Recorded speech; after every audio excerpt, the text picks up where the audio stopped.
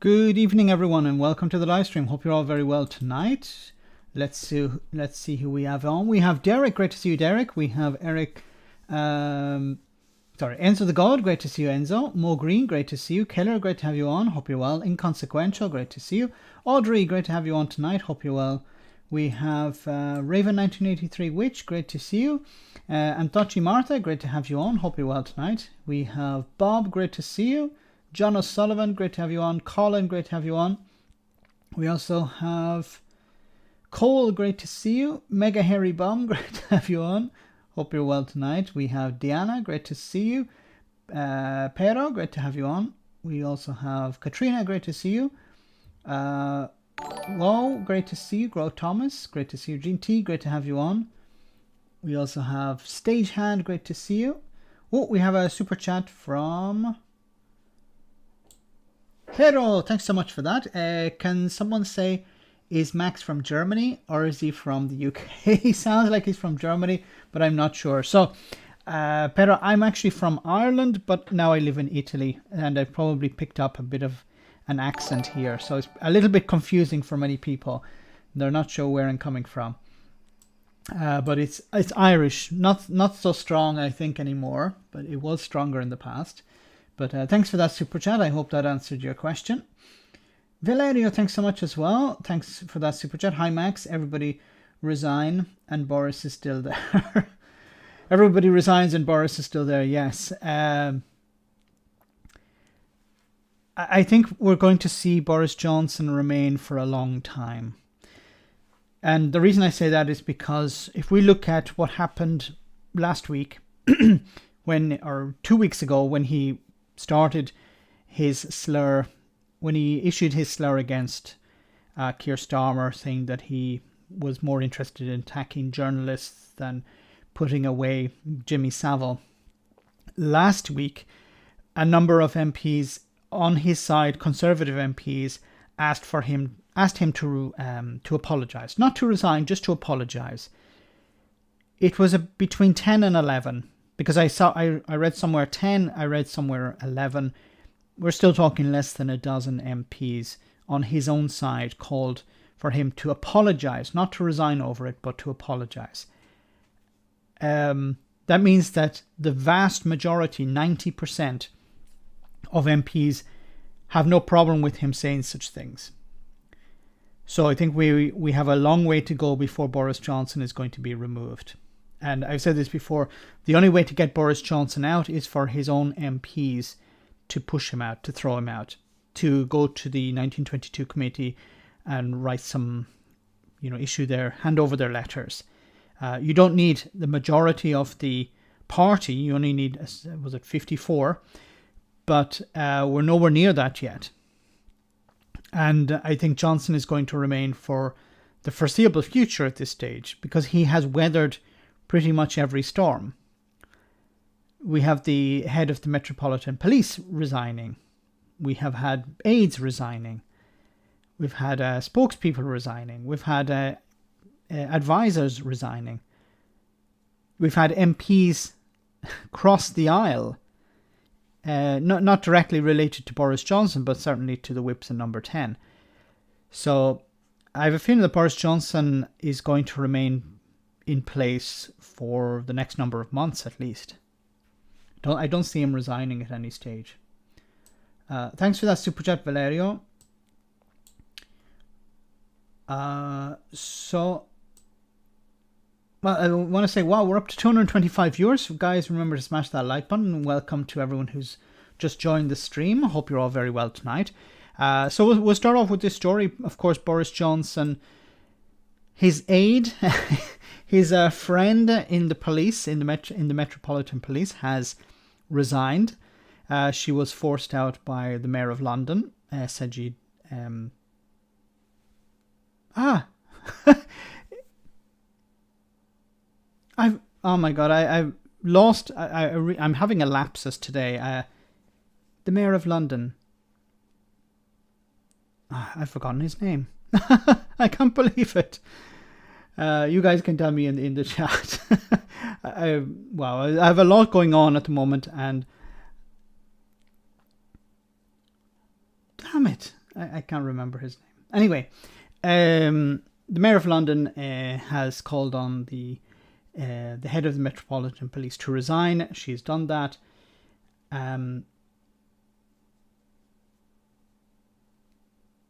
Sajid Khan, yes, Sajid Khan. What? I'm sorry, guys.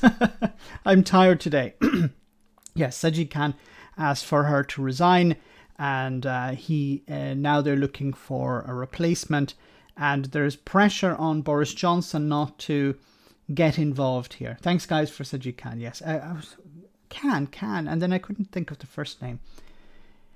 So it says here, Boris Johnson's under increasing pressure to stay out of the process to select the new head of the Metropolitan Police, given that the force is currently investigating whether he and others in Downing Street broke lockdown rules.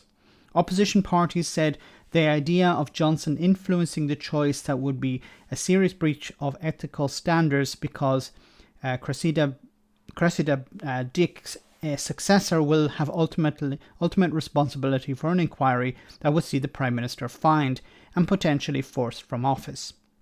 Number 10 stressed, the Prime Minister has no official role in choosing the Met Commissioner. The final decision is made by Priti Patel, the Home Secretary. Okay, so, and who is the Home Secretary answerable to? Answerable to, of course, Boris Johnson. So while Boris Johnson has no direct role here, it will be Priti Patel, an ally of Boris Johnson, who will select the new Metropolitan Commissioner. So obviously Boris Johnson is going to will have some say in whether who is going to be Dick's replacement.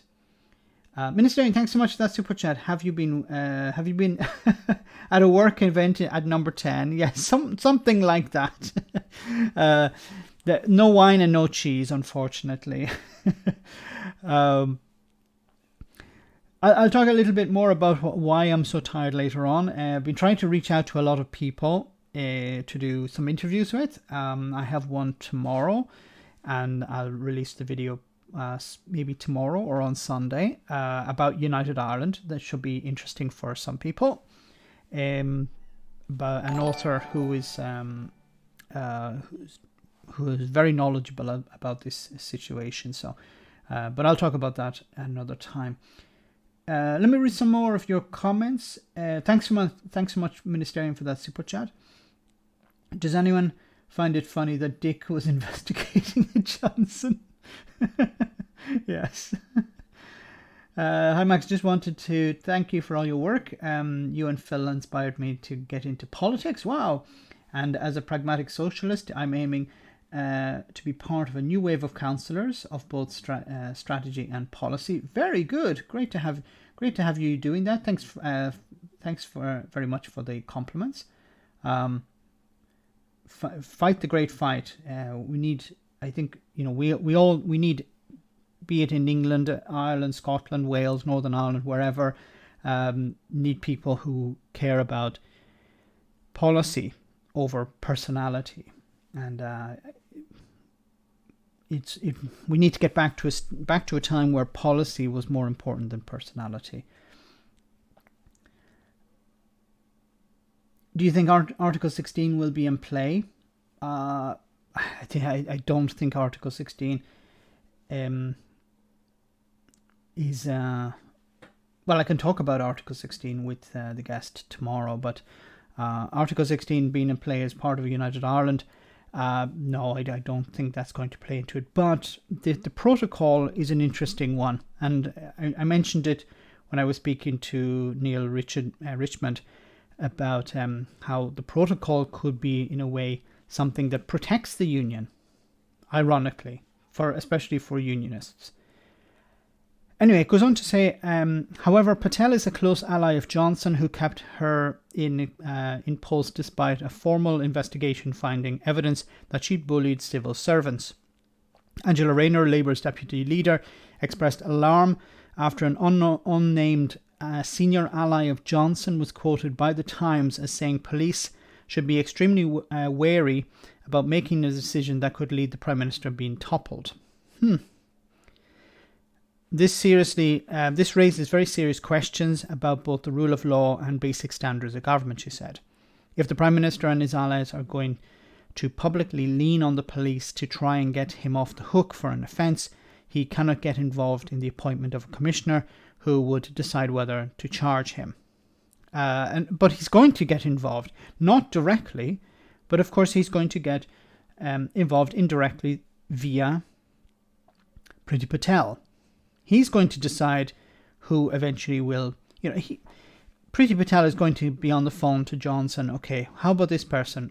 No, okay. How about this person? Yeah, that's better. Okay, we'll go with that one.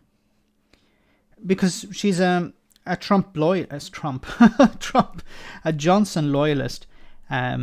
So she's not going to sign off on somebody who Boris Johnson's not happy with. It's not going to work like that.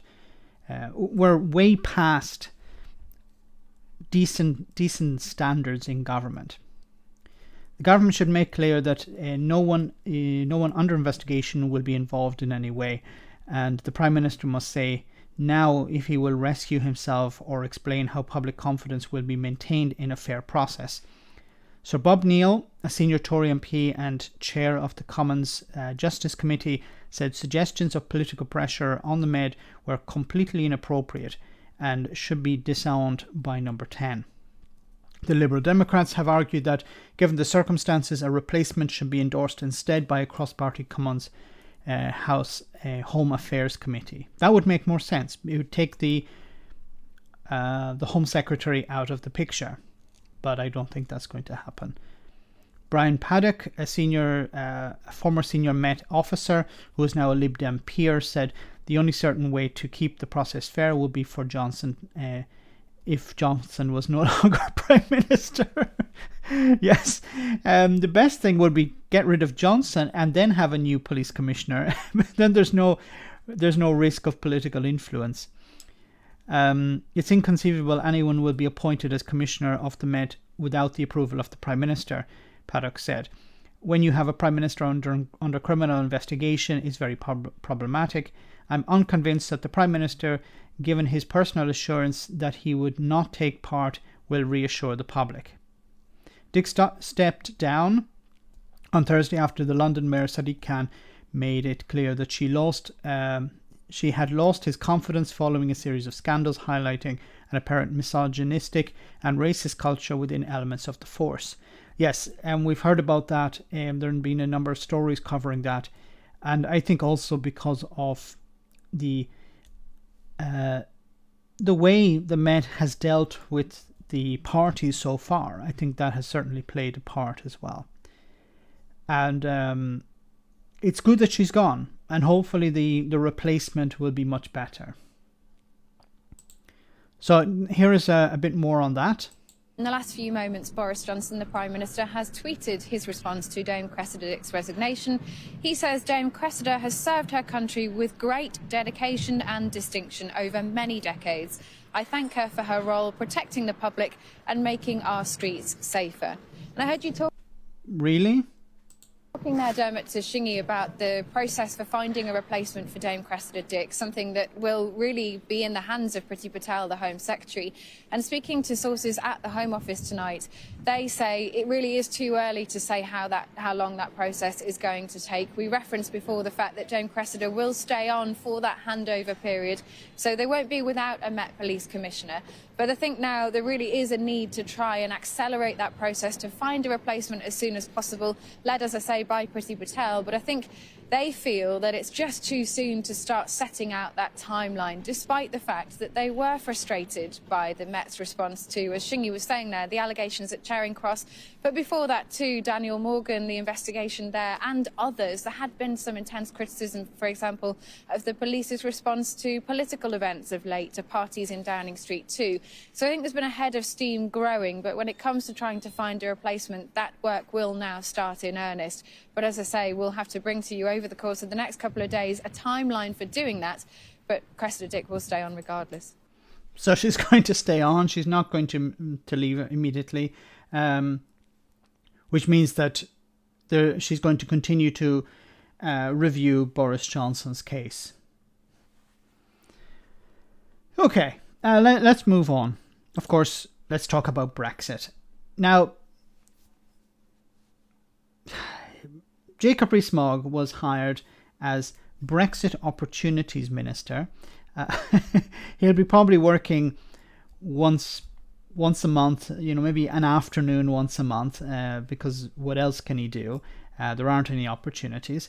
And obviously he's reached out to the public via the Sun, of all newspapers, for help. So there are so many benefits that he actually has had to ask the public to write to the news, or to write to him, or write to the newspaper, and list laws that they would like changed. So, talking about outsourcing responsibility, like, the public don't understand laws. The public don't understand which laws came from the EU. The public don't understand which laws came from the EU that the UK is implementing and the UK is not implementing. The public don't understand these things. The public don't have that knowledge. But you know who does, or at least access to that knowledge? Jacob Rees-Mogg. But let's stick with some benefits. Well, actually, this isn't a benefit. It says here, UK exports to EU fell by £20 billion last year, new ONS data shows. So UK exports of goods to the EU have fallen by £20 billion compared with the last period of stable trade with Europe, according to official figures marking the first year since Brexit. Numbers released on Friday from the Office of National Statistics showed that a combined impact of the pandemic and Britain's exit from the single market caused a 12% fall in exports between January and December last year compared with 2018. And of course, it's important to compare with 2018, before the pandemic, 2019 even, before the pandemic, not in 2020. Highlighting the disproportionate impact of leaving the European Union, exports to the rest of the world, excluding 27 nation bloc, dropped by a much smaller £10 billion, or about 6% compared with 2018 levels. Now, that's interesting. So, with the rest of the world, trade also dropped. The ONS compared trade performance against figures from 3 years ago, because that was the last year before distortions caused by firms stockpiling ahead of Brexit deadlines. Yes, remember, many businesses were in the run up to Brexit were in 2020 were stockpiling and preparing for the worst. Despite the disruption, the EU remains the UK's biggest trading partner, and that's not going to change for a long time. Brexiteers have this ridiculous idea that, yes, we can replace our biggest market with markets on the other side of the planet. We can defy logic. We can defy economic thinking. We can defy market forces. You normally trade with your neighbours. There are some exceptions, but generally you trade with your neighbours. Countries in Asia trade with countries in Asia. Countries in the Americas trade with countries in the Americas. European countries mainly trade with other European countries. Nothing about the EU, but just trading with your neighbours is generally how it is, because it's easier. But Brexiteers want to do the opposite. Despite the disruption, EU remains the UK's largest trading partner. However, for the first time since comparable records began in 1997, the UK now spends more imported goods. Imported goods from the rest of the world on imported goods, I imagine, from the rest of the world than it does from the EU. For shipments sent the other way, UK goods imported from the EU were down almost 17%, or about £45 billion compared with 2018. In comparison, imports from the rest of the world increased by 13%, or about 28 billion. And then we see here a breakdown. So exports to the EU in 2021 were down 11.8% on 2018. Total exports, okay. Food and live animals, fruit and vegetables, wow. Fish and shellfish, clothing, chemicals and cars. With the EU accounting for just over half of UK exports worldwide, economists said Brexit was serving as an extra headwind for Britain, compounding the disruption from COVID felt across the advanced economies. UK exporters are continuing to lose market share, said Gabriella Dickens, an economist at the consultancy Pantheon Macroeconomics. Although trade levels have picked up in recent months, data from the Netherlands Bureau for Economic Policy Analysis shows that real goods exports from the advanced economies were 3.8% above their 2018 average in November, outpacing the UK. So while the UK, we tend to focus on the UK, okay, things are starting to improve, but other countries in Europe in particular, or advanced economies, are picking up faster, are doing better. The hardest hit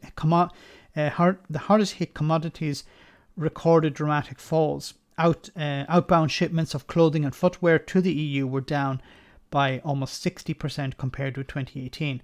Food and live animal exports for which more stringent border checks are required were down almost 18%, while vegetable exports dropped by almost 40%.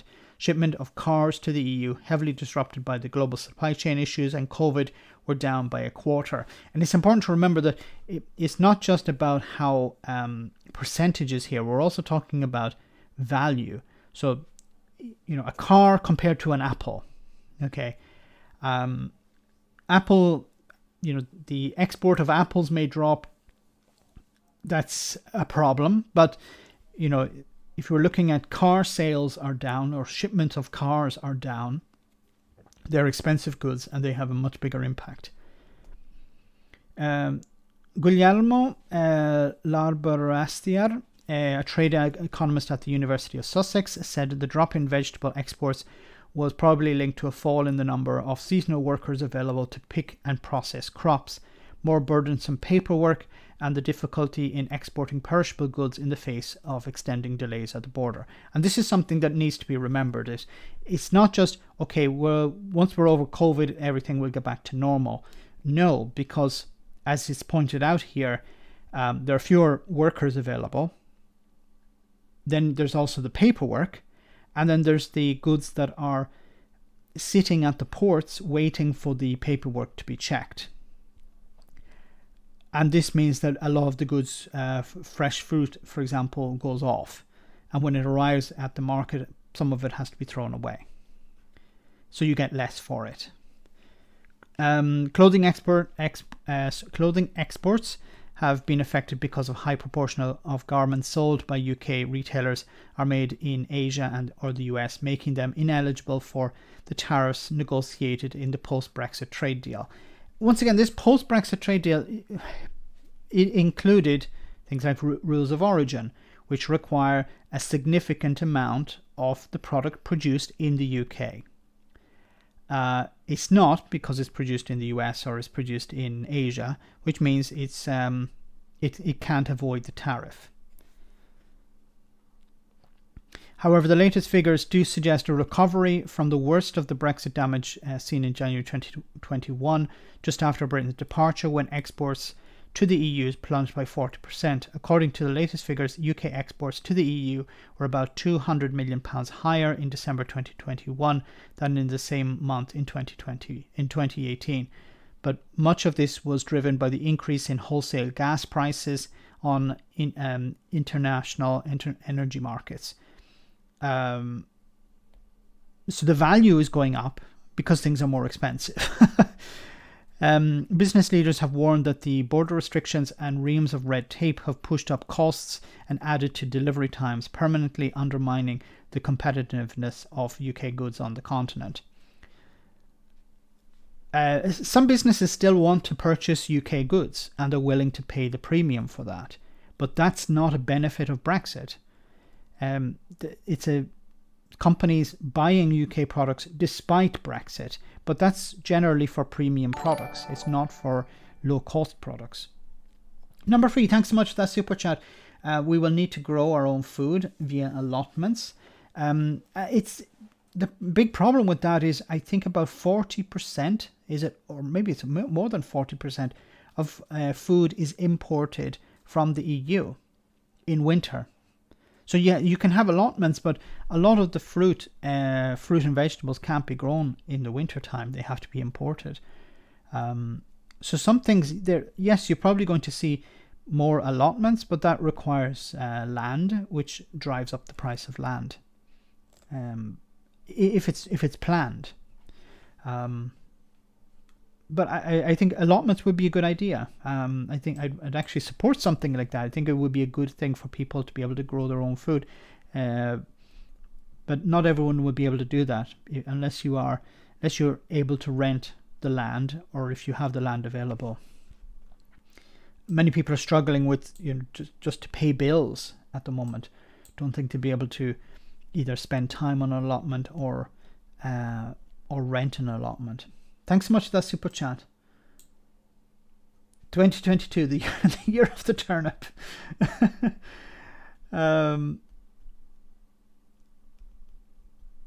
I'm sorry, Max, but how can the replacement be better when the Prime Minister is a criminal? A criminal is just about point the police chief. Can anyone else see the issue with this? Yes, he cannot be the one. As one of the Lib Dems had said, he needs to resign, he needs to be replaced, and then you have a new police commissioner.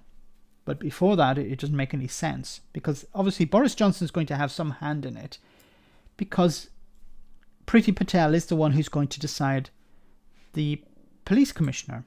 So obviously, who's Priti Patel's boss is Boris Johnson. Boris Johnson will decide, or at least sign off on it unofficially. There's a lot more friction on trade, which you would expect to have more medium and long-term impact, says Grant Fitzner, chief economist at the ONS. Gareth Thomas, a shadow international trade minister, said the government had exaggerated the benefits of trade deals with countries outside the EU that have yet to be negotiated. Yeah, some of these deals, while some of them are rollover, some of them are yet to be negotiated. Some and others have yet to be signed. And of course, the government is not releasing the information contained within all of these trade deals. They actually put legislation through the House of Commons that stopped the House of Commons from reviewing, analysing, critically looking at these trade deals. So yes, the trade deal will be signed, but we won't know what's contained within it for some years later, until it's actually implemented. But between that and the time it's signed and it's implemented, Boris Johnson and the Tories may not be in power. But the trade deal will be having its impact. Ministers are not doing enough to support our exporters in markets outside of Europe, while the deal they negotiated with the European Union has led to long lorry queues into Dover, a big increase in red tape, and a significant decline in trade, he said. A UK government spokesperson said the UK goods export to EU nations were 4% higher than last compared with 2020. So yes, goods are up on 2020 levels. Yes, but everything is up on 2020 levels. However, as the ONS itself recognized, the impact of the COVID-19 pandemic, global recession and supply chain disruption have caused higher levels of volatility in recent statistics. It is therefore still too early to draw any firm conclusions on the long-term impacts of our new trading relationship with the EU. We are continuing to ensure that businesses get the support they need to trade effectively with Europe, which is a pile of crap, because a lot of businesses are basically being told relocate to the European Union if you want to continue trading, which is not help. Smash the like button, guys. Remember to do that. Joseph Stalin for police commissioner. A lot of people would disappear. Carrie Johnson as police commissioner. Leave Boris alone. He didn't do anything bad. Leave him alone. Still trying to work out if the big tailbacks at Dover. Nothing on the news channels. I don't know what's happening recently. I must check out Kieran the van driver, or Kieran the Euro courier. He normally has some information on that, so I'll check that out tomorrow. Anyway, let's continue. As I said before on a number of occasions, what are the benefits of the European Union? One of the benefits of the European Union is that money is spent in areas that require investment. Now, when politicians generally spend money in an area, it's in order to win votes. And that's all over the world, okay? Politicians say, okay, we want to win votes in this area, or we want to shore up our support in this area. So what we do is we spend money there. It's a political tactic, okay? It's not about leveling up, or it's not about how much they care about the people in that area. It's about showing that the government cares by spending money there. And then once the vote is won there, that area is forgotten about until the next election. So politicians will either promise to spend money there, or if they do, it's in order to win votes or to maintain their support base. The European Union don't work like that. The European Union look at different areas of the bloc, of the 27 nations, and they say, okay, which areas are deprived? And they look at the statistics. Is there low employment? Is there high levels of crime? Is there deprivation? They look at different criteria, and they allocate resources, funding, based on that, not to win votes. And what happens is the money is given to the people on the ground, and they are able to spend it in as long, and of course there is oversight, but they are able to spend it as they see fit, and it's generally well controlled. In the past there weren't the same levels of controls, but it is improving. But it's generally, the idea is try to help a community that is deprived at this moment. Politicians don't do that. Politicians spend money in order to shore up support. And if there isn't a possibility to win votes there, they don't spend money there. And Wales is a perfect example of that.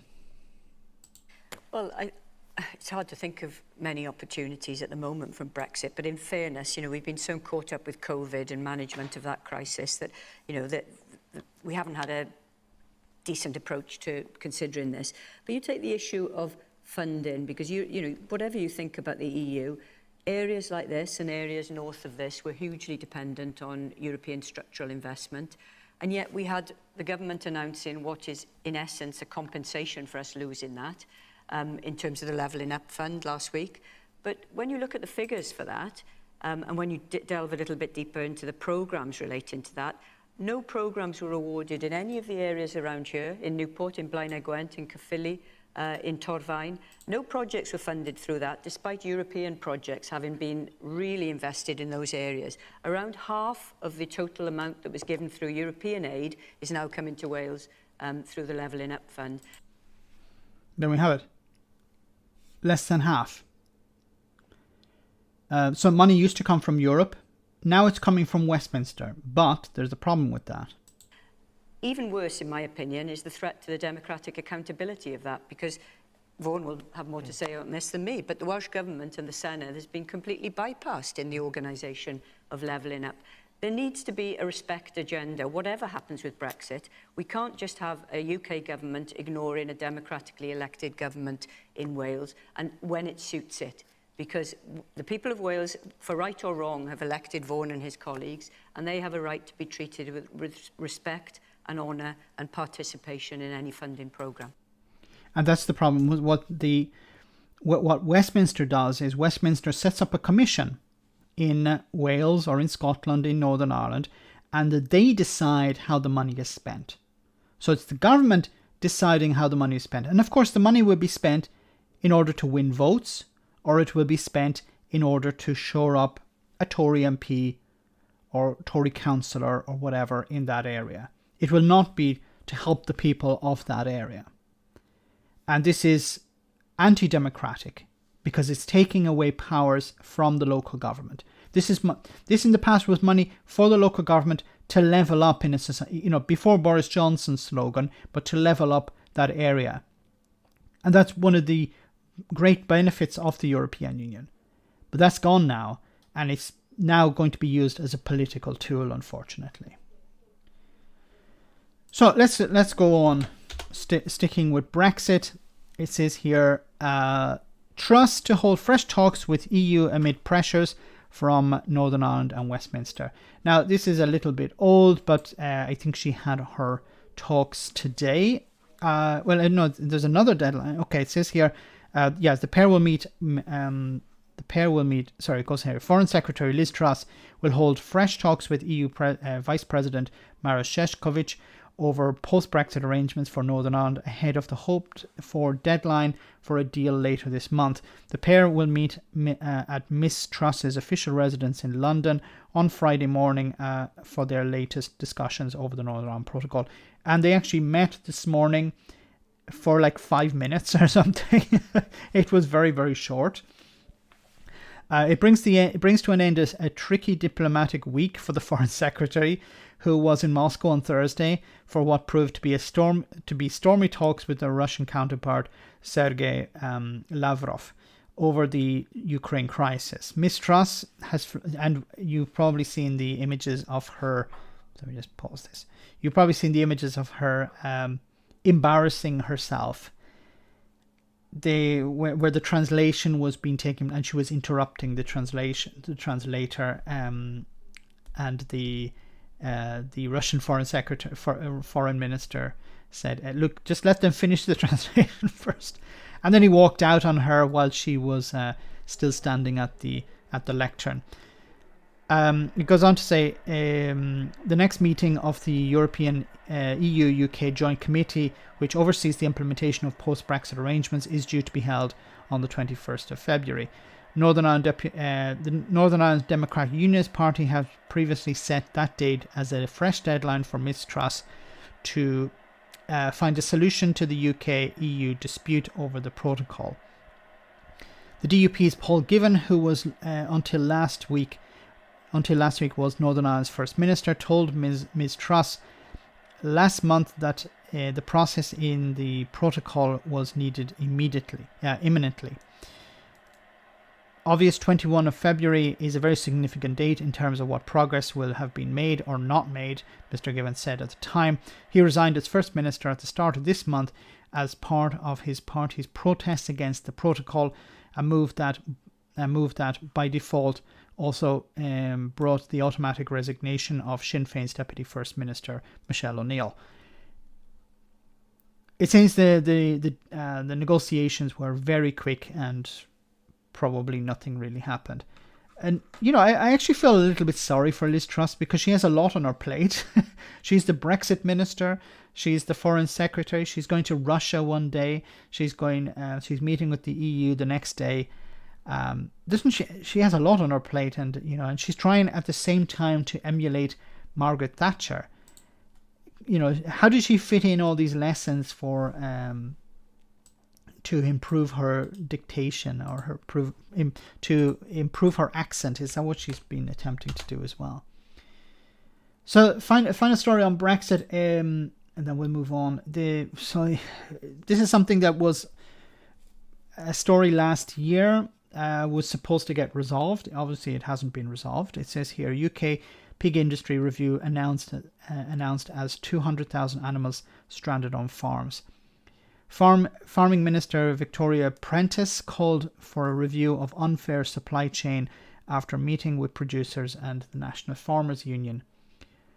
The government has announced an immediate review of fairness in the farming industry supply chain that has promised to look into pig contracts in response to the worsening crisis in the sector, as an estimated 200,000 pigs are backed up on farms and cannot be taken to slaughter because the other parts of the supply chain are lacking workers. The Farming Minister, Victoria Prentice, made the announcement following a summit. And this is the problem with a lot of this is passing the buck. So the farmers complained to the government. The government complained to the logistics companies. The logistics companies say it's nothing to do with us. It's because of the abattoirs. The abattoirs say we can't find the workers. Why? Because the Home Secretary doesn't want us to bring these workers in. And the response from the Home Secretary or the Home Office is, well, you need to train up people in this sector. And then they return to DEFRA, and DEFRA say it's not our fault, and it just goes round and round and doesn't actually get solved. The National Pig Association Chair, Rob Multimer, and the National Farmers Union President, Minette Batters, requested an urgent summit last month to address labour and supply chain concerns in the pig industry, as well as financial difficulties faced by producers. The effects on pig farmers have been devastating, and it's clear that many contractual arrangements are simply unfair, Prentice said. She said ministers wanted to engage with the pig industry on how fairness and transparency could be improved, and a consultation is expected later in the year. Measures the government introduced in the autumn to support pig producers, including permitting foreign butchers to enter the UK. Brexit is not working, so let's try and find a workaround. Let's bypass Brexit somewhat, not completely, on temporary visas, longer working hours at processing plants. And this is what I've said before. It's about stripping away workers' rights. So longer hours at processing plants means workers have to work longer. More likely to be injuries and other problems like that. And burnout. And a scheme allowing producers to store pig carcasses for several months before processing. That doesn't sound very good, does it? Have also recently been extended until the end of March. These are all benefits of Brexit. So foreign workers, which will not make the racists happy. Longer hours, meaning more pressure on workers who are already working in this industry, and allowing pig carcasses to be stored for several months.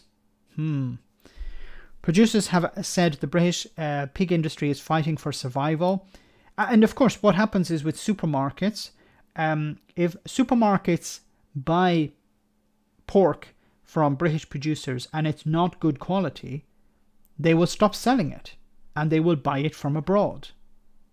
And we've seen that with turkeys at Christmas. It wasn't the quality of the turkeys, it was that supermarkets couldn't get their hands on British turkeys. So they purchased them from Germany and Poland, for example. That's what's happening with Brexit. The Brexiteers create a problem and industry finds a workaround. And because a workaround has been found, Brexiteers will say, see, Brexit wasn't a disaster after all. So they only look at what's on the surface. So, we say there's going to be a shortage. Businesses find a workaround, it's not undoing Brexit, it's finding a way around Brexit, which results in higher costs and other problems. And then the Brexiteers look at the final results. See, the turkeys were on the shelves. Doesn't matter where they came from. They were saying, no, it'd be better for British industry. But in reality, it's bad for British industry. And of course, this is what's going to happen with, storing carcasses for longer periods of time cannot be good for the final product. And if it's not, if the consumer, imagine the consumer comes into a shop and they buy something and it goes bad after a few days, they're going to either complain or they're not going to continue to buy that product. So the supermarkets will pick up on this, and the supermarkets will source goods from more reliable suppliers, because they will continue to try and sell their product. That's their business.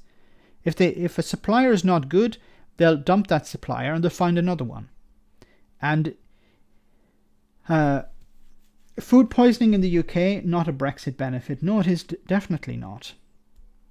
And I've heard anecdotally from many people regarding this in the UK who said that, for example, they bought fruit and vegetables that have gone off after a few days.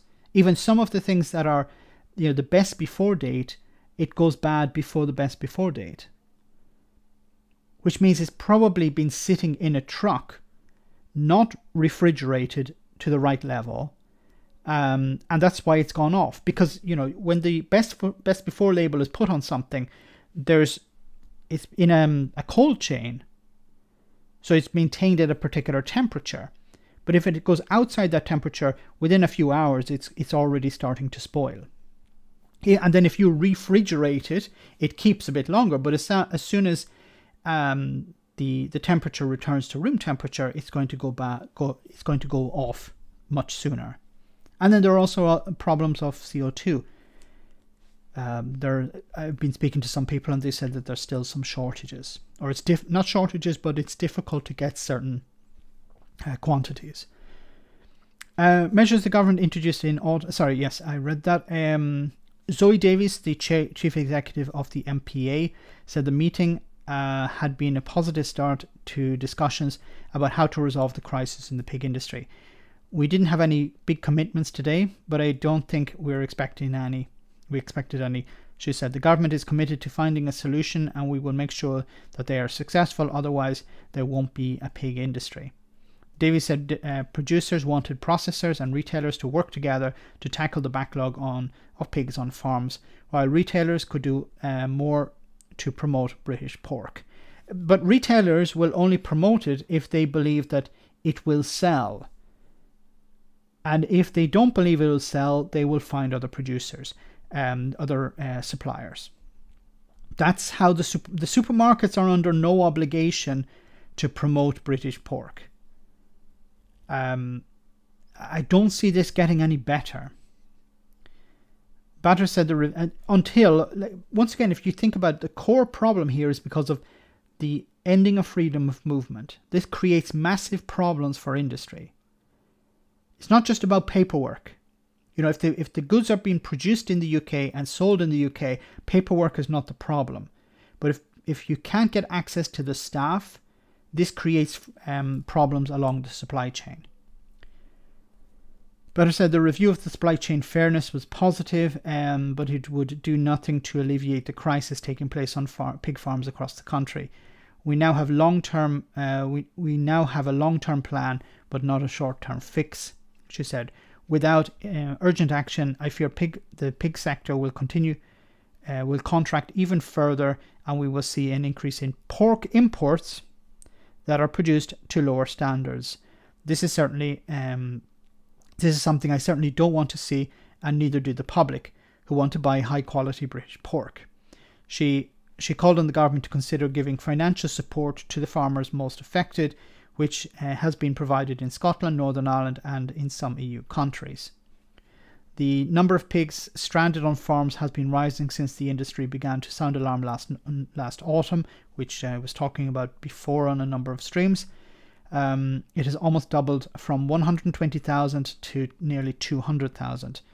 The backlog of pigs increased rapidly over the festive period when staff took holidays or had to isolate with COVID.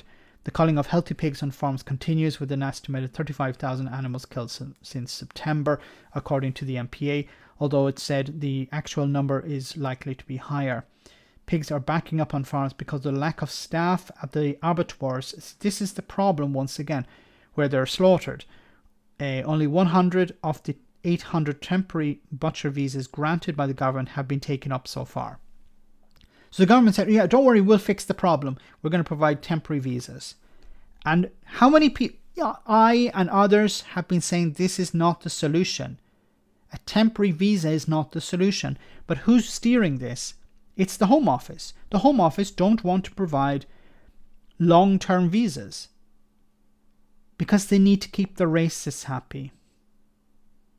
Because they would be somewhat undoing Brexit if they allowed foreigners in to do the jobs that British people either can't or don't want to do.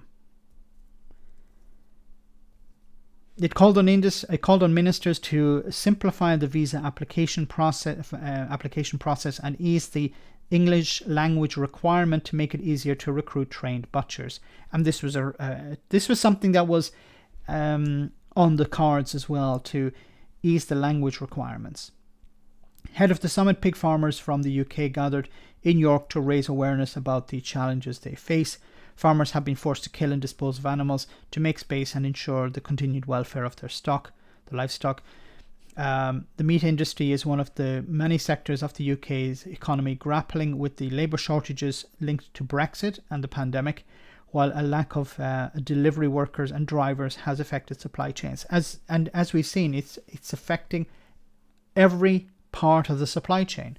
The abattoirs don't have enough workers. The delivery logistics part don't have enough workers. And then farms don't also have enough workers. In the last 3 months of visits, I haven't had a single client where there isn't a problem on a farm, and that can't be put down to the fact that the pig flow has been, that can't be put down to the fact that pig flow has been interrupted. The pigs I'm seeing at the minute are the biggest I've ever seen and tightest packed together. This is very sad as well. It's no, you know, one of the things the Brexiteers were saying is we're going to increase welfare standards for animals. Obviously, they've gone in the opposite direction. So, guys, I want to take a little break, and we'll have a comedy moment, and we'll be back in a moment as well to talk about some more serious stuff. I hope you enjoy this. This should be funny. This week we're helping our clients get on the property ladder, despite the fact it's covered in grease like some sort of Home Alone-esque booby trap. It's very competitive out there, but with a few sacrifices and some money from Mummy and Daddy, we should be well on our way. Let's see what we can do. Joe is looking for somewhere affordable and within commuting distance of London, despite the fact no such place exists. So Joe, what are your expectations? Literally nothing. I only agreed to come on the show because the producer offered to pay my energy bills for the month. So money's a concern. Have you thought about cancelling your Netflix subscription? Yes, but just because they cancelled Glow. If you did, you could save enough for a flat. Really? Sorry, flat white. Oh, that makes more sense. We've had to go further afield, but we think we may have found just the right place for Joe. So, what do you think? But it's a tree. That's within commuting distance. What's the commute? 7 hours? I was kind of hoping for something that was a bit more of a building. Oh! That's going to be difficult with your current budget. Have you considered a loan from your parents? What's your father's title? Dad, old fella? Perfect. Yeah, but he has his own mortgage to pay in Ireland. You could just move back there then. What's the market like in Ireland? Surely better than this. Well, that's another happy customer. Join us next time when we see how many millennials we can fit in a shed. I wonder how many millennials they can fit in a shed. So this, of course, is in response to a Tory, well, a friend of the Tories, I should say, who suggested that, you know, young people need to just make some sacrifices and then they'll be able to get on the property ladder. It's not so difficult. Okay, let's move on. No, I'll come to that in a moment.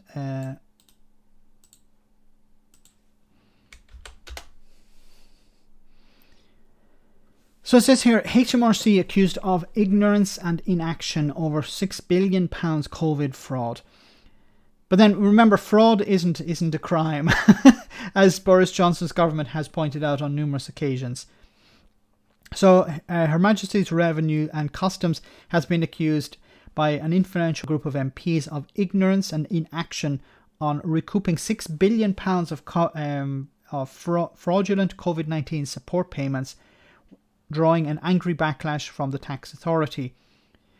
The Public Accounts Committee, PAC, which monitors state spending, issued a litany of criticisms of HMRC, warning that money surrendered to fraudsters would ultimately add to the cost of living crisis engulfing Britain. In a series of criticisms described as damning by the Shadow Chancellor, Rachel Reeves, the PAC said HMRC has effectively written off £4 billion of COVID-related fraud. Plans to recover fraudulent claims are unambitious. this risks rewarding the unscrupulous. Customer service at the tax authority has collapsed, and HMRC are not doing enough to crack down on tax avoidance. It seems to be, who's in charge of HMRC? Maybe, I don't know, Boris Johnson himself? Because, so they've written off 4 billion. So that's 4 billion pounds that the government have decided we're not going to try and claw back. Plans to recover it are unambitious. Now, it's probably because it's more expensive to recover the money than to actually to have that. So it's not feasible to actually recover the money. Now, think about this for a second. If somebody made a fraudulent claim on universal credit, for example, they would move mountains in order to get that money back and punish the individual. But when it came to these COVID-related issues, no, it's not worth it. We just have to let it go. And this of course rewards people who understand, okay, I can get one over on the taxpayer. I can get one over on the government. You can imagine if this was Boris Johnson's own money, he'd be much more careful, I think. If this was Rishi Sunak, imagine every time somebody made a fraudulent claim and the government didn't follow it up and didn't get the money back. If Rishi Sunak had to pay the difference, I think he would put more effort into this. Customer service at the tax authority has collapsed, probably because they're not investing in the staff necessary. And it's not doing enough to crack down on tax avoidance. Well, tax avoidance is a Tory vote winner, so you don't want to do that. PSC PAC Chair Dame Meg Hillier highlighted the volume of fraudulent claims made via 3 HMRC-administered COVID grant schemes, which included furlough, the self-employment income support scheme, and Rishi Sunak's Eat Out to Help Out package for hospitality. Remember the Eat Out to Help Out? That really helped out, not people or businesses, but it definitely helped out the virus. Citing HMRC's estimate, and once again, many people have brought this up in the past, is Eat Out to Help Out was really a middle class benefit. It wasn't really helping the poor or the working class. Anyway, citing HMRC's estimate that it may recover 2 billion of the 6 billion in fraudulent claims, she said, the level of fraud and error in furlough that employers will get away with is a real concern. Because this is not money so much going to ordinary individuals, this was money going to companies as well. What signal does it send to HMRC rolls over on billions of pounds of fraud and error directly related to COVID support packages? HMRC said its estimate of what will be recovered. It did not mean that it has written off the remainder, which it intends to pursue. Well, they'll pursue it if it's cost effective. But the report said HMRC was not doing enough to recover the money, and it was also failing in its wider duties, including ensuring tax compliance and preventing people being lured into tax avoidance schemes. While the current perilous state of the public finances can ill afford to be so cavalier over such taxpayers' money, said Hillier. Every taxpayer's pound lost to a fraudster will lead to an honest ordinary person feeling the post-pandemic pinch harder and harder. Criticism of HMRC comes weeks after the Treasury Minister, Lord Agnew, resigned over a separate decision by the government to write off £4.3 billion of fraudulent business loans. Rees said, "This is damning. It should be a source of enduring shame to the Chancellor that he has so casually written off billions of taxpayers' money and that's now in the hand of criminals and gangs." HMRC staff are understood to feel that the tax authority is being unfairly singled out and that it is making progress on beefing up its tax collection capacity after a pandemic-affected year when it collected £609 billion, down 4.3% on the previous year. government spokesperson said, while we acknowledge lessons that need to be learned in this report, we reject many of the statements made by PAC. No fraudulent payments have been written off, and we're taking action on multiple fronts to recover overpayments. And our taxpayer protection task force is expected to recover up to £1 billion of fraudulent and incorrect payments. Yes, but 1 billion compared to, was it 4 billion? The task force is made up of nearly 1,300 staff and is expected to recover an additional 1 billion of taxpayers' money. But how many of these people were Tory donors? How many of these people, a lot of this was thrown together really quickly, wasn't thought through correctly, and that meant that many people were able to abuse it. And now it's just too expensive to recover the lost money. Twitter fraudster was found guilty. The court obviously didn't get the memo that scamming and fraud are no longer crimes in Brexit Britain. Well said, Derek. The judge would be like, I'm going to sentence you for 12 years for fraud. And so, but it's no longer a crime. What? Yes, the business secretary said it's no longer a crime. Okay. Sorry about that. Off you go. Do you need some money for your bus fare home? We're employees of HMRC.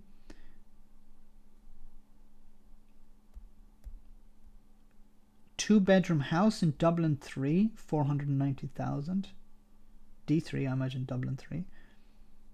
That's very expensive. Two-bedroom house, my God. Anyway, let's move on.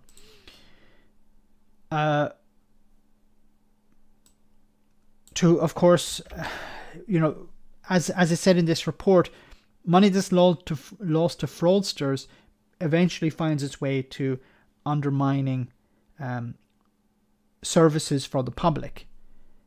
And here we have, of course, the cost of living crisis, and more people are suffering because of that.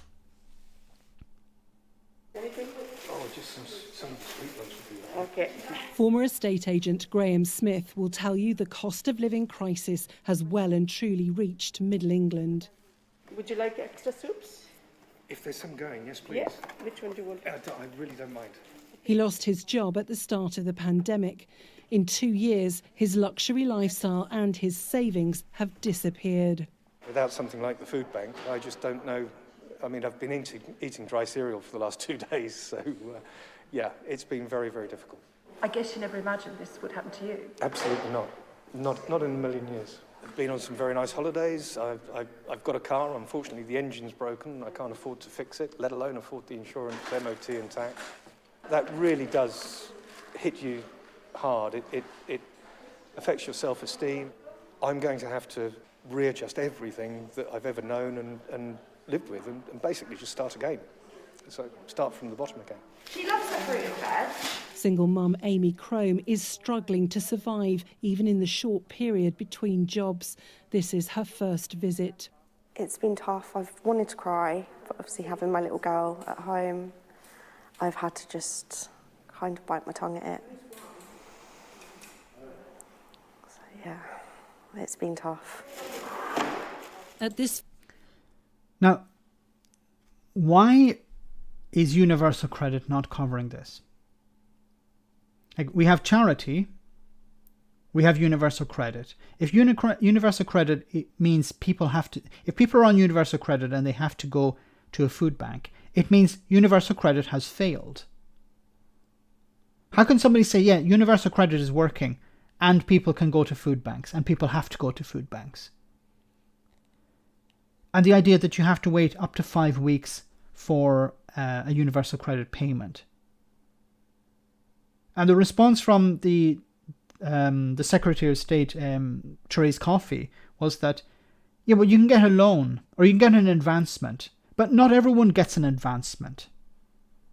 But also, many people get the advancement and they use that advancement to pay for loans that they've got until they got the advancement.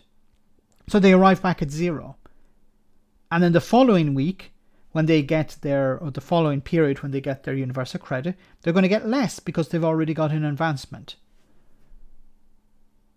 Food Bank in Slough in Berkshire, they say demand for this kind of voluntary service has never been so high because they're now seeing people from all walks of life. This is a crisis affecting Middle England as well, isn't it? It is. For years, people are choosing to eat or heat. That is now becoming a huge reality for so many more people, not just the people at the bottom of the ladder. Do you think that volunteers have almost taken over where the state has fallen away over recent years? I absolutely think that, and I think it's really wrong. Yes, I agree 100%. This is the job of government. Why are we paying taxes if people have to rely on food banks? Taxes are supposed to pay for the social safety net. If the social safety net is not working and people have to rely on food banks, then what's the point in having a social safety net? What is the point of that? What is the point of having a government if it doesn't look after its citizens? Slough is predicted to be amongst the worst hit places in the country, but Sky News has been told the cost of living crisis is triggering unprecedented requests for help to councils across England. And what pisses me off as well about this is councils are now people are more reliant on councils. But the central government has cut funding to councils. They've also cut the possibilities of councils raising finance. So councils have less and less money. They have less means to raise money. And they have more people knocking on the door asking for help. And I've covered this before. If you look at any Tory MP's voting record and go to housing, and you'll find how they voted to stop stop money going from central government to councils. And many councils are struggling at the moment. Some are almost bankrupt because they don't have the resources to look after people. Getting a family into a home is expensive. Maybe the previous family left the home in a bad state and that has to be repaired. Or maybe it's not even that. The homes are dilapidated. How many times have I covered on this channel about homes during the live streams, homes that have mold around the windows? These are older homes. They're badly ventilated, badly insulated. They have to be refurbished. This is a cost. The local councils don't have the money to do this. Food banks used to be the cause, sign of demand. Now we're having families coming towards and asking council for support, for example, to provide uniform for their children, white goods, fridge, freezers, cookers, and that demand is dramatically increasing each and every week. This is another organisation in Slough supporting the community, a not-for-profit before and after-school club. They've been all right today? Yeah. Excellent. Here, even those on a good salary tell us they're feeling the pinch. Single mum Nisha Kumar works full-time as a customer service manager, taking home over $40,000 a year. I choose to work really hard and have nice things, and that's a preference of mine. I like to take my children out and enjoy evenings out. It's going to mean that we're going to have to figure it out and stop. Let's go. Winter 20. And just think about that. If people's lives are more difficult, they're spending less money in the local economy because, as she said, I like to go out, but I can't do that anymore. So they're not spending money in their local economy. And then what does that cause? That causes those businesses to suffer, and those businesses will close, and those businesses will lay off staff, and those staff will become desperate, and those staff will rely on food banks or things like this. So by not providing either a social safety net, a proper social safety net, it causes a knock-on effect later on. And of course, and I've said on numerous occasions, the solution to this is a UBI, a universal basic income. But we're not, something that should have been implemented a long time ago isn't even on the horizon at the moment.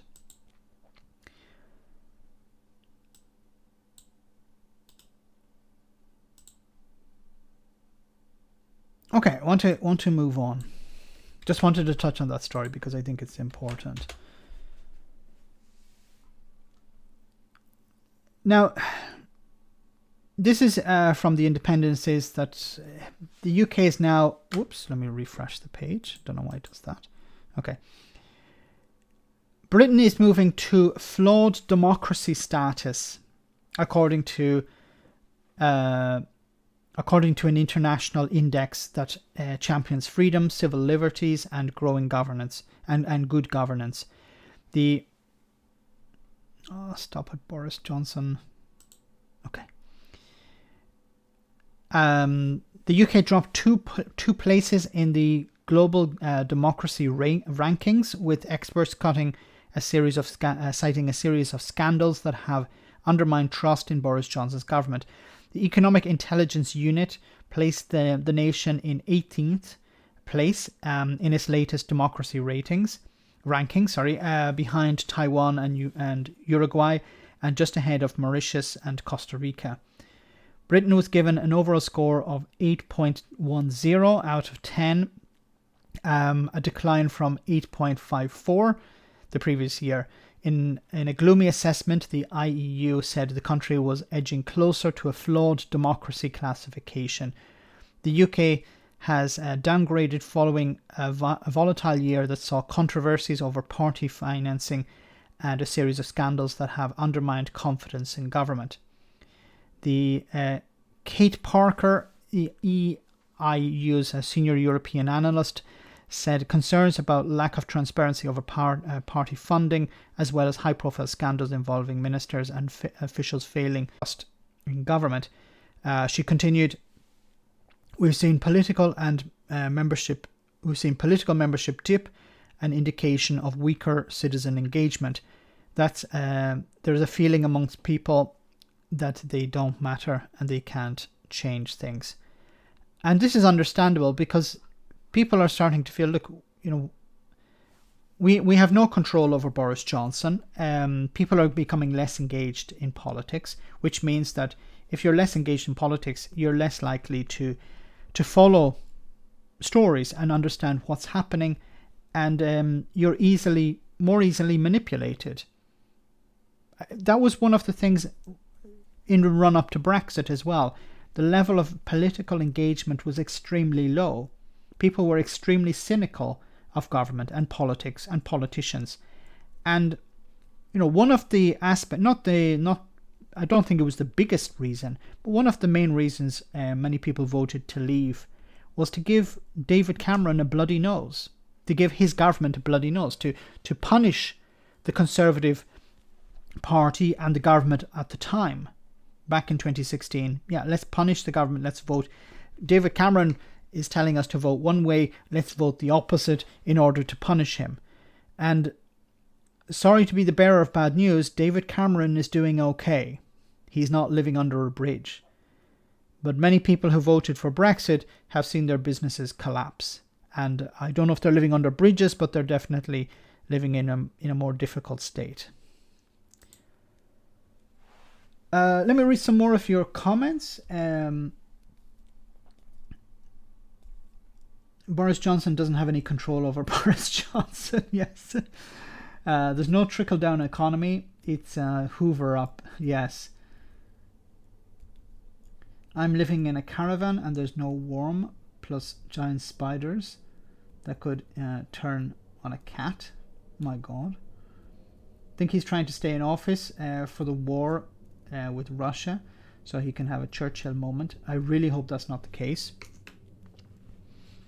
Which leads us to the next story, actually.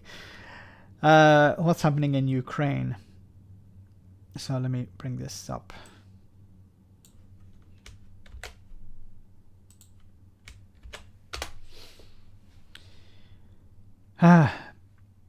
PM fears Europe on precipice as Russia expands forces on Ukraine's borders. Ukraine's borders.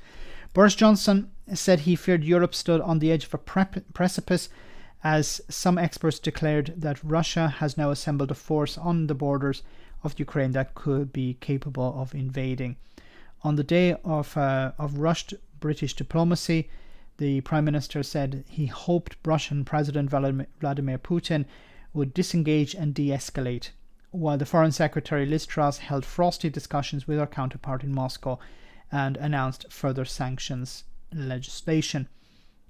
I think today, the 10th of February 2020, we stand on the precipice. So today's the 21st, the 11th. The 10th, this was yesterday. We stand on the edge of a precipice, and things are as dangerous as I've seen in Europe for a very long time, Johnson said as he completed a trip to NATO in Brussels and the Polish government in Warsaw.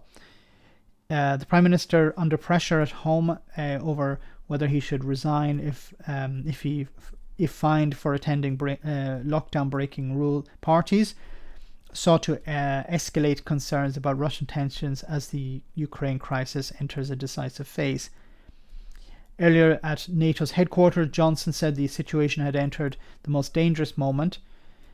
His words were echoed by the alliance's Secretary General Jens Stoltenberg,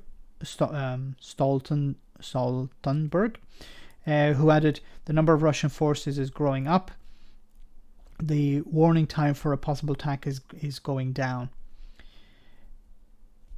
Military analysts estimate Russia has amassed more than 135,000 troops on the border with the borders of Ukraine, both in Russia and Belarus, where 10 days of joint military exercise between the two authoritarian countries began on Thursday. Some now believe nearly all of the necessary elements are in place for Putin if Putin wanted to attack. Rob Lee, a Russian military expert and fellow at the Foreign Policy Institute, tweeted on Wednesday night that the Russian military, as of this week or weekend, has the military capability to actually conduct a large-scale invasion. NBC's News reported that a US intelligence assessment has concluded that Russia has assembled 100 battalions, battalion tactical groups, plus special forces on the border with Ukraine, a level once considered by Washington to be a credible invasion force. And this is followed by this story. So that was yesterday, and this is today. Leave while you can. Message to Britons in Ukraine as US warns Russian invasion could be any day now. Britons are being advised against all travel to Ukraine, and those already in the country are being told to leave while they can. The action came as Boris Johnson told world leaders he feared for the security of Europe over the threat of a Russian invasion of Ukraine. And the White House on Friday stated its belief that Russian military aggression against its neighbour could begin any day now, including during the current Winter Olympics, which are scheduled to end on the 20th of February. On Friday evening, the Foreign Office issued updated travel guidance to advise UK citizens against all travel to Ukraine. And you can see possible routes of a Russian invasion along the frontier, also in Donetsk, which is currently occupied by Russian-friendly forces. And then there was, of course, Crimea, which was annexed back in 2014, I think. British nationals, and there's possibly an invasion also from there. British nationals in Ukraine should leave now while commercial means are still available. The updated advice added, since January 2022, the buildup of Russian forces on Ukraine borders has increased the threat of military action.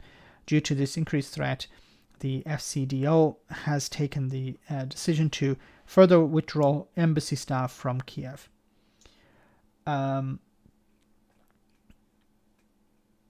Cahill, thanks so much for that super chat. This is a load of nonsense, no? If Russia cash in UK banks was frozen, it would be resolved immediately.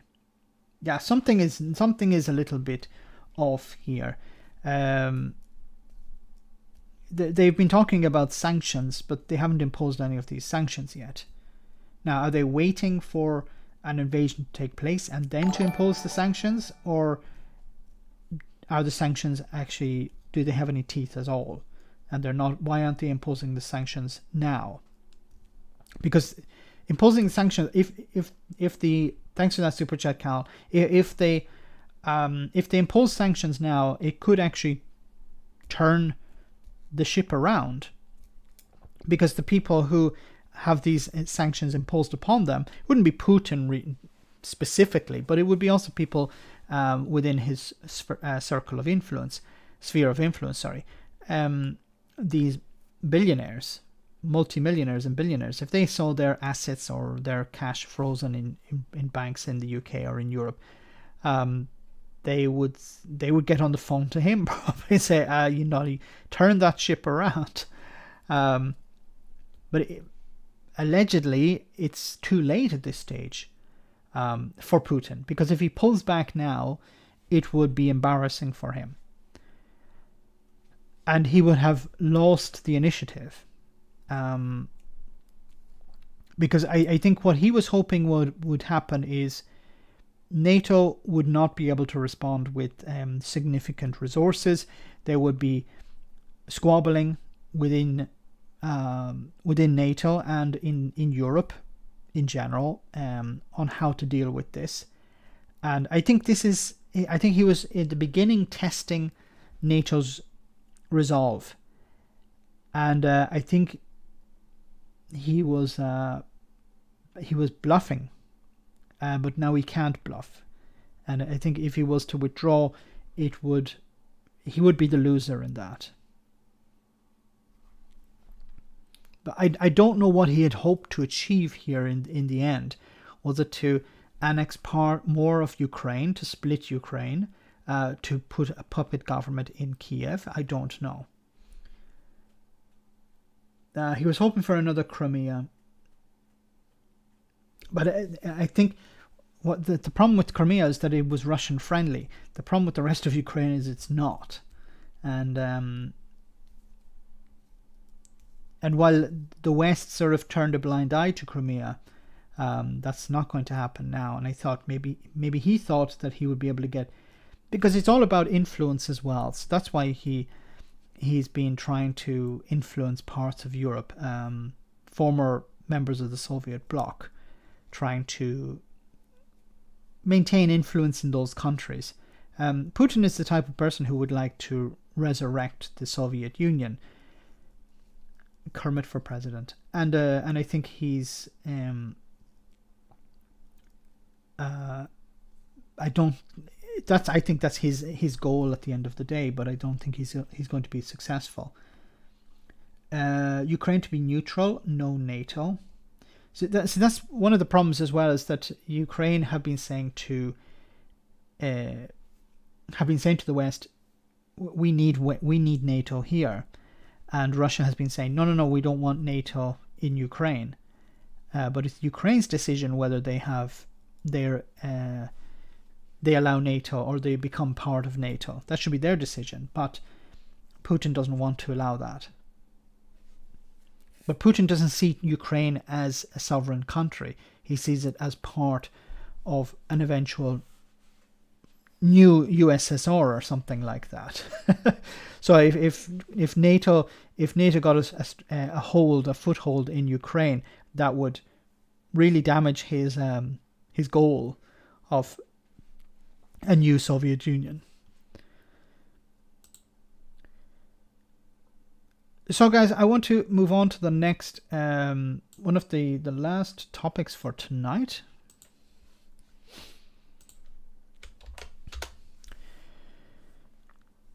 So, Labour has been going through a lot of ups and downs over the last number of months, and a big problem for Labour at the moment as well is they're running out of money.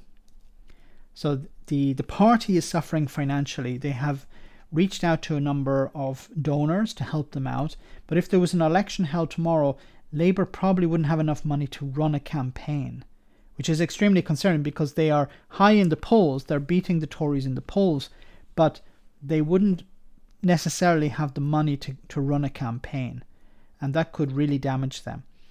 So Labour but this is a different story. Labour suspends whip from Neil Coyle after allegations of racist comments.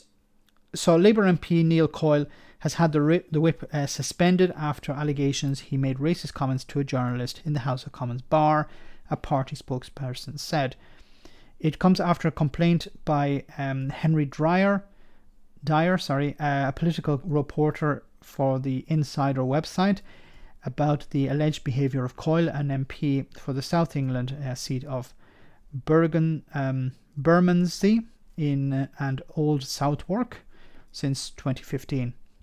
In a statement published by the Insider, Dyer, who is from British-Chinese background, said Coyle referred to China as Fu Manchu, and told Dyer he looked like he was involved in giving money to the Labour Party MP Barry Gardner, who received large sums from a woman who was later accused of being a Chinese agent. Dyer said he had subsequently encountered Coyle around Parliament and felt a sense of discomfort, and decided to inform the Commons Speaker, Lindsay Hoyle. A Labour spokesperson said the Labour Party expects the highest standards of behaviour from all our MPs, and we take allegations of this sort very seriously. Accordingly, the Chief Whip has now suspended the Labour Whip from Neil Coyle pending an investigation. It is understood that Hoyle had held a meeting with the Sergeant of Arms, who is responsible for order among MPs, who instructed that Coyle should be suspended from bars in the Commons for 6 months. Suspended from bars, while similar action is taken in the Lords. So you can get pissed, but not in the House of Commons. Why does the House of Commons have a bar? Can someone explain that to me? Why does the House of Lords have a bar? Does anyone here work, unless you're in a bar, working in a bar, but does any place of business have a bar? I really don't understand why can politicians not go to the local pub? Why do they have a bar in the House of Commons? That doesn't make any sense to me. Like, you're supposed to be there to work. You're not supposed to be there for a good time. I know you like, at the end of the day you can go out and go to a pub. But okay, I really don't understand that.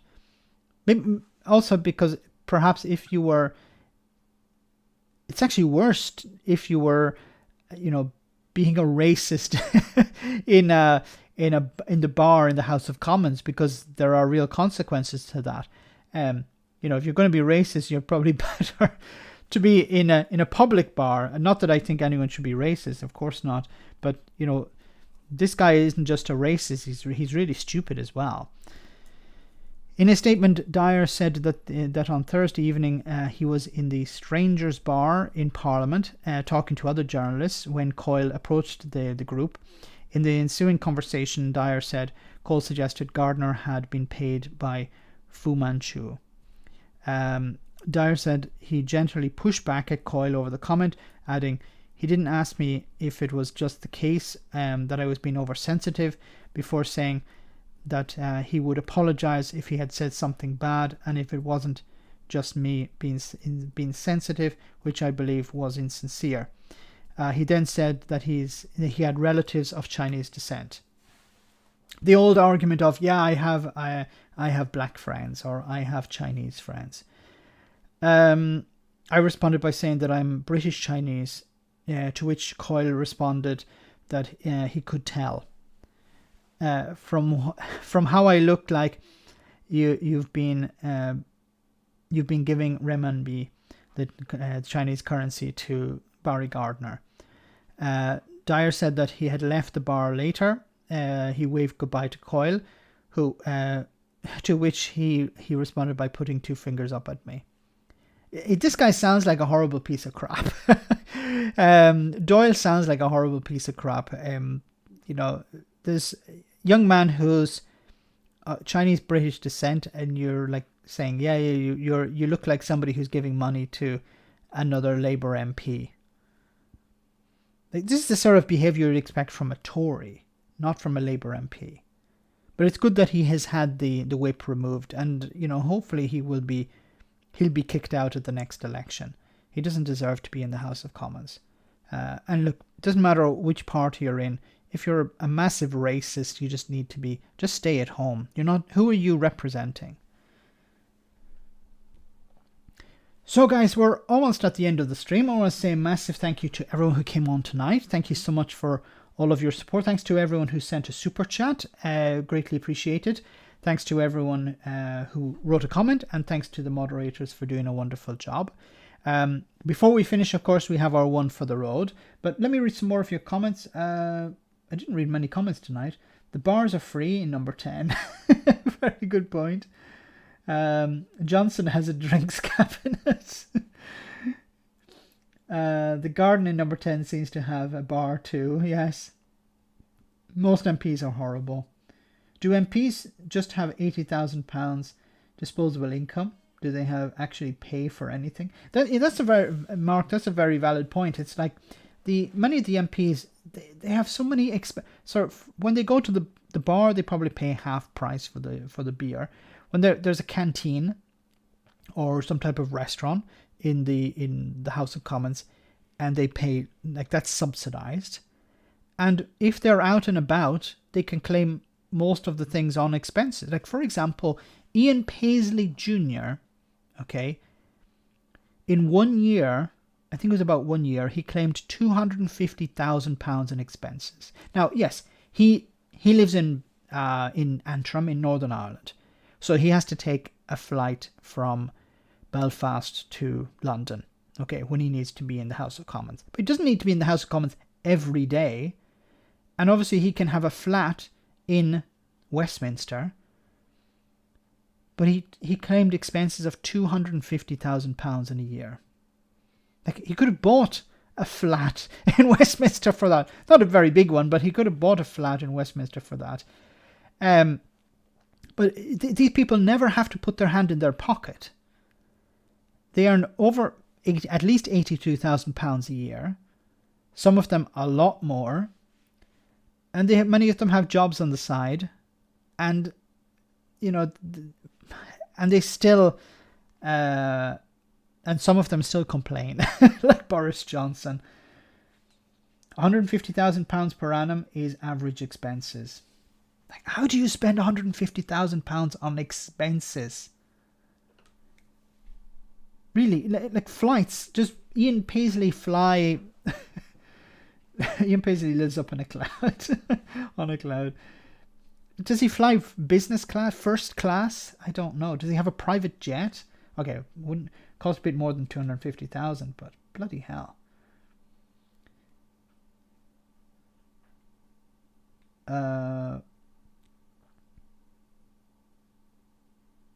Maybe he did. So guys, I'll stop the rant there, but yes, get me started on expenses and then I'll never stop. So guys, thanks once again for coming on. Thanks for all the super chats, and thanks to the moderators for doing a wonderful job. We have our one for the road before we finish. I hope you enjoy this. I'm sure you will. Very good as always. Yeah, I was married, yeah, a long time. But then I just thought, you know. This is Brexit Divorce by Matt Green. So let's hear. Yeah, I was married, yeah, a long time. But then I just thought, you know, I'm missing out. You know, there must be so many young people on Tinder who'd just be desperate to get with me. So, not many so far, no, but, you know, the night is still young, unlike me. There is a lot of admin, isn't there, don't you find? You know, lots of writing messages, lots of travelling around, sitting in traffic. Plus my finger's getting a bit sore from swiping right. Well, off the hook. Yeah, bit crazy, bit different. Yeah, she'd have never let me buy this. Yeah. And also, it represents how my phone's been ringing. Mostly scam calls, yeah, but you know, it's nice to chat. Amicable? No, I wouldn't say so, no. I mean, she kept the house, but then I kept my dignity. And look, a one-bedroom flat is much easier to clean, which is handy because I can't afford a cleaner. Actually, I do have one new long-distance relationship, yeah. Lovely girl, other side of the world. She's always asking me to send her saucy photos. No, she hasn't sent me any yet, but yeah, sure it's just a matter of time. In the end, I was like, who needs friends? Yes, they mostly went with her, but it's fine. I like my own company. About half the time. She said she had high standards. I said she was picky. Well, don't worry, I'm not picky anymore. I'll take anybody. You know, anyone who'll have me. Anyone?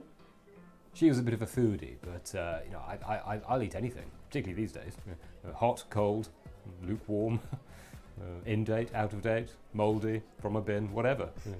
Yes, I am ill quite a lot, yeah. No, I haven't seen that one, no. She changed the password on our Netflix account. But it's fine. You know, I've got YouTube. So. Have you heard of Jordan Peterson? It's exciting, you know. I can do what I like, you know. I can buy exactly what toothpaste I want, you know. I mean, yeah, I probably could have done that when we were married, but, you know, she did most of the shopping. Ooh, just had a message from a girl I used to know. Well, I was her boss, actually, for a while. But she's doing very well now. She's got her own company. Probably doing better than me, in a way, you know. But she said she's very happy to meet up. Just a few preconditions. That's fine. Just a few things she wants me to... Just a short list of things I'd...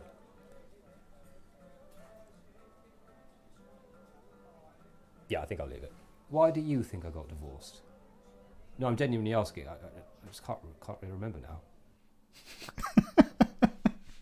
Why did Brexit happen? So, have a great weekend, guys. I'll see you next time. Same bat time, same bat channel. Have a great weekend. Take care. And as Boris Johnson always says, don't get ambushed by a cake. Talk to you soon. Anyone who's on Patreon, I'll see you on Discord after the stream tonight for a chat. Take care. Good night.